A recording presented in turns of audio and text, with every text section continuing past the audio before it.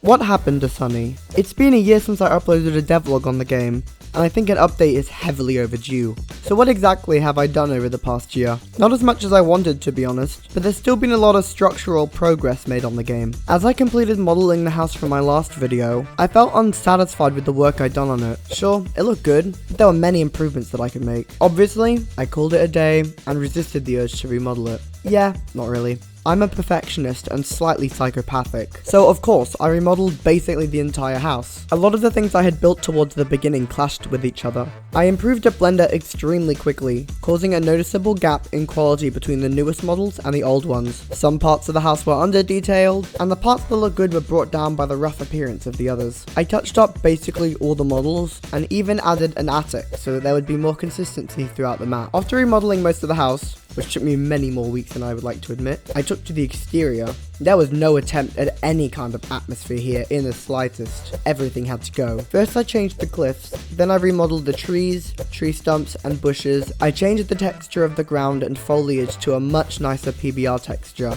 and then decorated the ground with grass patches, 2D grass and pebbles to fill the remaining space. I fully hid the edges of the map with trees and fog, ensuring that the environment cleanly faded away into the darkness, instead of the immersion breaking box previously there. I also got a lot of practical systems in place during this hiatus. Since Sunny would have 2 modes, I turned the starter place of the game into a lobby, complete with a party system, placeholder GUIs, and private servers for friends. During the game's release, the only available mode will be story, as casual mode will take a decent amount of reworking to become a good individual game mode. A custom camera system was next. It took me a little while to wrap my head around these math-driven camera loops, and a much less little while to figure out how to affect the camera with animations. As it would usually be, the simplest solutions were the correct ones, and it's very customizable, so I shouldn't have to modify too much in the future. As I was coding things in, I kept running into errors that would throw me off. Things such as a missing folder where there should be one, or the map being parented to the workspace instead of replicated storage. So I wrote up a format checker script, just to tell me if things aren't as they should be when I launch the game. All these silent errors and whatnot organized into a nicely written list for me to view. I modeled a bunch of items that I'll be using for different puzzles, and wrote up a script to give items custom attributes when they spawn in, such as changing the color of a key. Almost every system I'm currently working on is built to be as customizable as possible, and since I'm working with object-oriented programming, I'm also setting them up to offset most of the work to easily editable module scripts. A good example of this flexibility is the script that spawns in the items. Firstly, there's 2 folders of items to separate the generic and episode-specific items. If the item is found in either location, the game then checks if it's a folder. If that's correct, then it uses a loot pool system with set chances to pick the next entry. This system can repeat infinitely, with just one simple script to define the item chances, and it makes it very easy for me to have multiple entries for one item, such as piles of money with uncommon larger amounts.